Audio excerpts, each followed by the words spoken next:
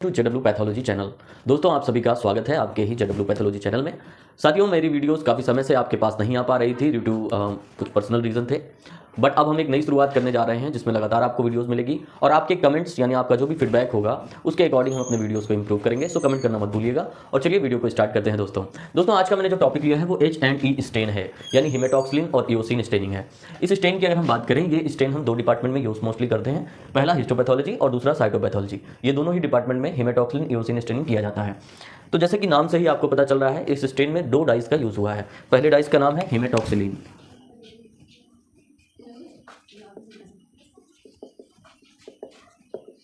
तो साथियों हिमेटॉक्सिलिन डाई क्या होता है? अगर हम हिमेटॉक्सिलिन की बात करें तो हिमेटॉक्सिलिन एक न्यूक्लियर स्टेन होता है साथियों।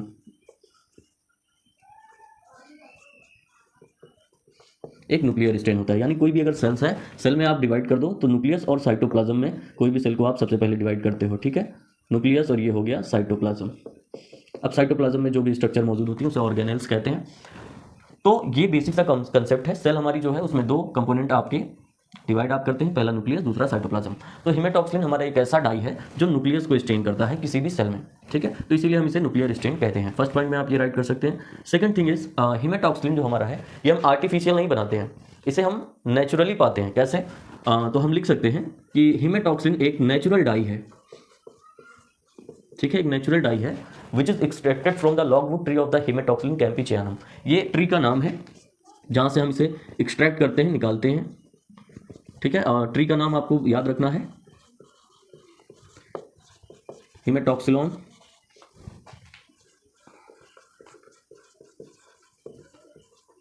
कैम्पेचियानम, ठीक है, CAMPECHIANUM, हिमेटॉक्सिलॉन कैम्पेचियानम। तो ये एक नेचुरल डाई है जिसे हम हिमेटॉक्सिलिन कैम्पेचियन ट्री से जो है निकालते हैं। थर्ड पॉइंट हम लिख सकते हैं कि जब हम एक्सट्रैक्ट करते हैं इस नेचुरल डाई को तो वो हमें मिलता है हिमेटॉक्सिलिन के फॉर्म में, हिमेटॉक्सिलिन के फॉर्म में, ठीक है, निकालने पर। और हिमेटॉक्सिलिन जो हमारा होता है वो इनएक्टिव फॉर्म होता है, तो इसे एक्टिवेट करने के लिए हमें ऑक्सीडेशन की प्रक्रिया करानी होती है, ठीक है। ऑक्सीडेशन कराने से हिमेटॉक्सिलिन जो हमारा इनएक्टिव फॉर्म है वो कन्वर्ट होकर हिमेटिन में बन जाता है, और हिमेटिन हमारा क्या है? एक एक्टिव फॉर्म है इस डाई का, ठीक है। तो कई बार पूछ लिया जाता है कि हिमेटॉक्सिलिन हमारा कौन सा फॉर्म है, तो आप बता दोगे इनएक्टिवेट फॉर्म है। जब हम इसे ऑक्सीडाइज करते हैं तब ये हिमेटिन बनता है जो कि हमारा एक्टिव फॉर्म है, और इस प्रोसेस को इनएक्टिव फॉर्म से ऑक्सीडेशन के द्वारा एक्टिव फॉर्म हिमेटिन में बदलने की प्रोसेस को हम कहते हैं रिपनिंग, ठीक है, RIPENING, रिपनिंग कहते हैं। तो अगर आपसे पूछता है व्हाट इज रिपनिंग, तो ripening is a process in which haematoxylin which is a inactivate form oxidise into haematein which is activate form of haematoxylin. This process is called ripening. तो ये तीन पॉइंट आपको मैंने बता दिए। अच्छा, कई बार पूछ लेता है इस ट्री के बारे में, बड़ा ही इंपॉर्टेंट ट्री है हिमेटॉक्सिलिन कैम्पेचियनम, कि ये कहाँ ज़्यादातर पाया जाता है, ग्रोन एरिया इसका क्या है। तो मोस्टली हिमेटॉक्सिलिन कैम्पेचियनम जमाइका और मैक्सिको, ये दो जगह इसकी खेती की जाती है, वहीं से इसको जो है एक्सट्रैक्ट हम लोग करते हैं और फिर ऑल वर्ल्ड वाइड इसे डिस्ट्रीब्यूट किया जाता है। तो ये कुछ पॉइंट हो गए। लास्ट में हिमेटॉक्सिलिन के लिए मैं बोलूँगा कि ये एक वाटर बेस्ड स्टेन है, यानी वाटर सॉल्युबल है, ठीक है, वाटर में घुलनशील है, वाटर बेस्ड स्टेन है, ठीक है। तो ये कुछ पॉइंट है हिमेटॉक्सिलिन का जो मैंने आपको बताया है। नाउ नेक्स्ट जो हमारी डाई का यूज़ करते हैं वो है इयोसिन।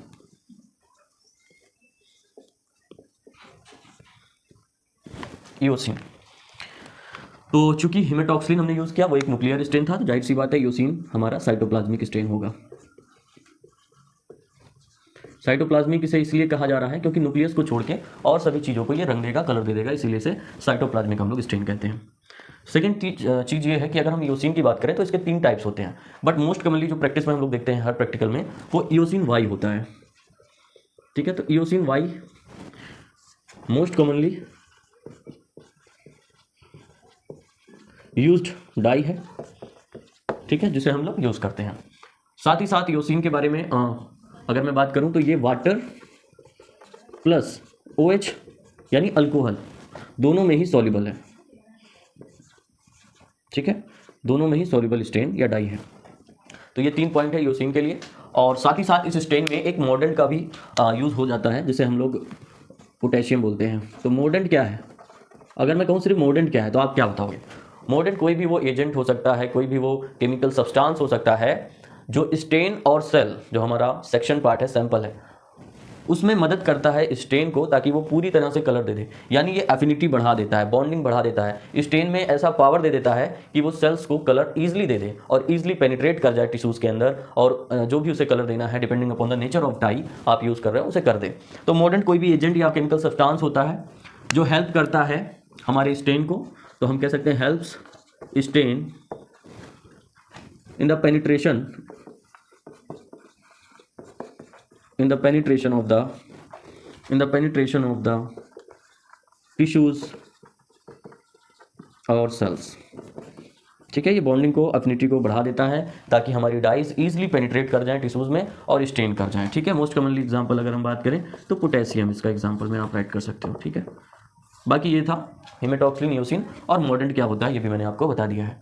नेक्स्ट अब हम बात करेंगे अपने मेन टॉपिक पे, यानी हेमेटॉक्सिलिन और ईओसिन की स्टेनिंग कैसे की जाती है, प्रोसीजर क्या है।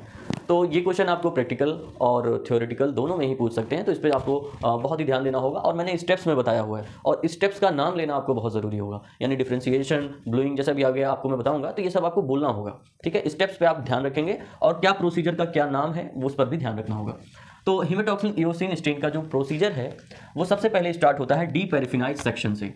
डीपैराफिनाइज यानी पैराफिन वैक्स हमें अपने सैंपल या सेक्शन से रिमूव करना है। क्यों रिमूव करना है? तो जिन्होंने भी हिस्टोपैथोलॉजी पढ़ा होगा, स्टेनिंग से पहले क्या होता है, ऑटोमेटिक टिश्यू प्रोसेसर में हमारा सैंपल घूमता है 24 आवर्स के लिए। तो लास्ट वाले बॉक्स में क्या होता है, पैराफिन भरा होता है। तो जब हम लास्ट में ऑटोमेटिक टिश्यू प्रोसेसर करते हैं और अपने सेक्शन को निकालते हैं तो उसमें वैक्स भरा होता है। अब उस वैक्स को हमें सबसे पहले निकालना है, जो कि एचई स्टेन का पहला स्टेप है। फर्स्टली हम लोग क्या करेंगे, डीपैराफिनाइज कर देंगे अपने सेक्शन को। कैसे करोगे, इन जाइलिन सॉल्यूशन 3 से 4 मिनट के लिए रख देंगे। कई बार हम 2 बार रख देते हैं, 3 से 4 मिनट एक जाइलिन सॉल्यूशन में, फिर उसके बाद दूसरे जाइलिन सॉल्यूशन में। अब ये क्या मैंने बताया, यानी कि आप जब भी लैब में जाओगे, प्रैक्टिकल लैब जिसने देखा होगा, वहाँ इस तरह की इमेज जो आपको दिख रही है, इस तरह की इमेज आपको वहाँ दिखाई देगी। यानी आपके पास 12 से 14 जार होंगे जिसमें अलग अलग सॉल्यूशन प्रेजेंट होंगे। तो जब आप देखोगे तो जाइलिन का भी आपको 2 जार वहाँ दिखाई देगा। तो जाइलिन 1, जाइलिन 2 बोलते हैं, होता वही सॉल्यूशन है, कोई थोड़ा ज़्यादा स्ट्रॉन्ग होता है, कोई कम होता है। तो सबसे पहले हमें डीपैराफिनाइज करना है, यानी अपने सेक्शन को लेना है, जाइलिन सॉल्यूशन में 3 से 4 मिनट के लिए रख देना है। उससे क्या होगा, जो भी हमारा सेक्शन है उसमें पैराफिन जो भी मोम जमा हो गया है वो सब रिमूव हो जाएगा। रिमूव हो जाने के बाद, अब क्योंकि जाइलिन में हमने उसे प्लेस किया था, तो अब हमें हाइड्रेशन कराना होगा। हाइड्रेशन मतलब क्या होता है, अपने टिश्यूज़ को, अपने सैंपल को हाइड्रेट करना है, पानी देना है। तो कैसे देंगे आप, वाटर इनटेक कराना है। इसके लिए हमें अपने सेक्शन को डिक्रीज कंसंट्रेशन ऑफ अल्कोहल में ट्रीट कराना होगा। So second point is hydration, in which we treat the section or sample in decreased concentration of alcohol. For example, 100% alcohol, 90% alcohol, 80% and 70% alcohol. ठीक है, 70%, 80, ये आपको पता ही होगा ना कैसे बनता है 100% का अल्कोहल, जिसमें पूरा अल्कोहल हो। 90% का कैसे होता है, 90% उसमें अल्कोहल होगा, बाकी वाटर होगा, तो उसे हम लोग 90% अल्कोहल कहते हैं।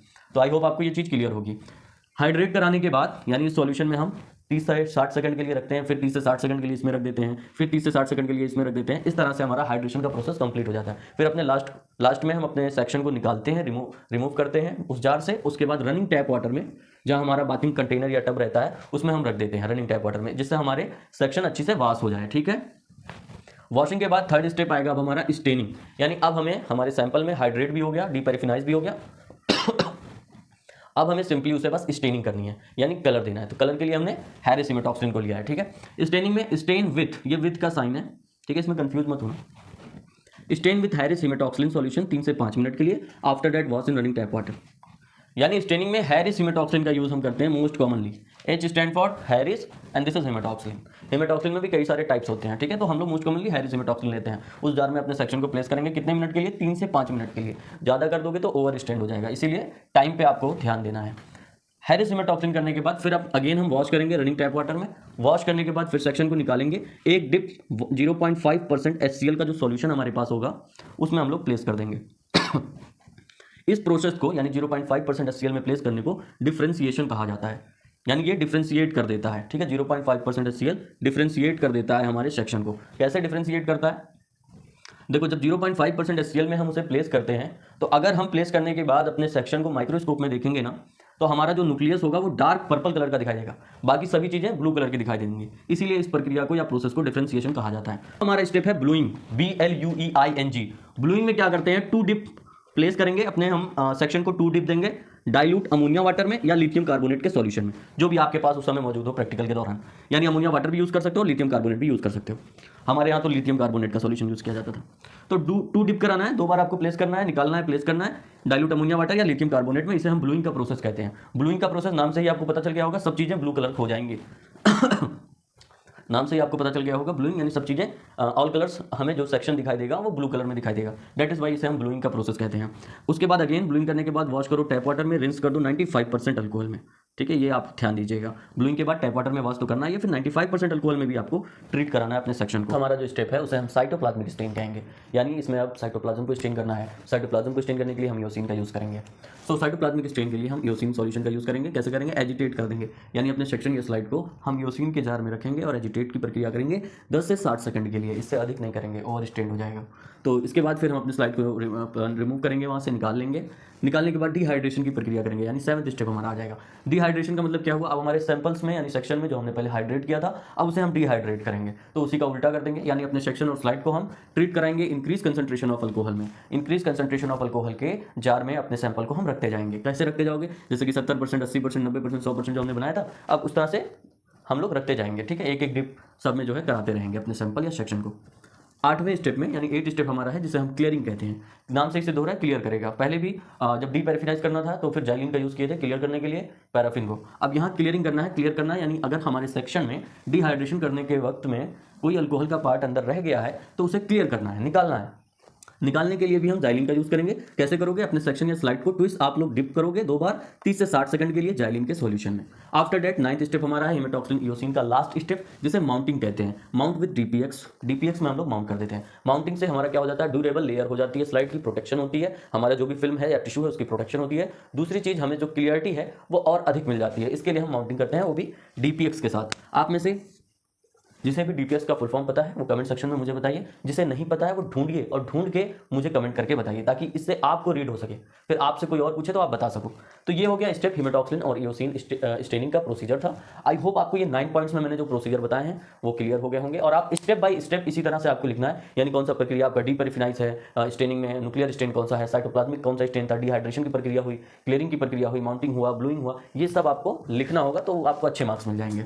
लास्ट अगर हम बात करें इसके रिजल्ट का, तो नॉर्मली हम बात करें तो हेमेटॉक्सिन और इयोसिन के नॉर्मल सेक्शन और स्लाइड पे जो सेल के न्यूक्लियस होंगे, न्यूक्लियाई होंगे, वो सभी आपको ब्लू कलर के दिखाई देंगे। ठीक है, और अगर मे बी किसी स्लाइड में एरिथ्रोसाइट, एरिथ्रोसाइट का दूसरा नाम आरबीसी अगर प्रेजेंट है तो वो रेड कलर में ही दिखेगा। Third thing is cytoplasmic organelles या फिर साइटोप्लाज्म हो गया, और कनेक्टिव टिश्यूज़ हो गए। ठीक है, कनेक्टिव टिश्यूज़ हो गए, कोमा मसल्स। ठीक है, ये आपको varying shades of pink colour में दिखाई देंगे, यानी दिखेंगे तो पिंक कलर में, लेकिन कोई अधिक पिंक होगा, कोई थोड़ा हल्का पिंक होगा, इसीलिए इसे हम लोग बोलते हैं varying shades of pink. Normally हम इसे लिखते हैं ऐसे, varying shades, SHADES shades of pink colour. ठीक है, पिंक कलर। ठीक, ये सब चीज़ें आपको पिंक कलर में दिखाई देंगी। तो आई होप मेरे द्वारा बताया गया ये वीडियो आपको अच्छा लगा होगा। फिर भी अगर कोई आपके क्वेश्चन है तो आप कमेंट सेक्शन में हमसे पूछ सकते हैं। बहुत बहुत धन्यवाद आप सभी का।